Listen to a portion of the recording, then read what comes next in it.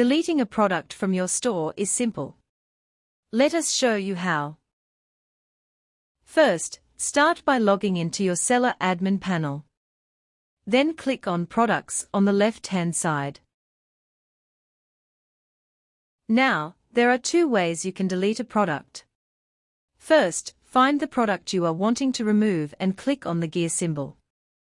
Then, press Delete.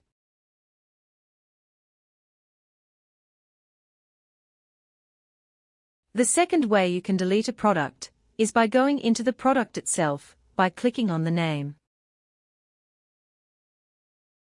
Then, after confirming you have the right product, click on the gear symbol in the top right corner. Then click Delete.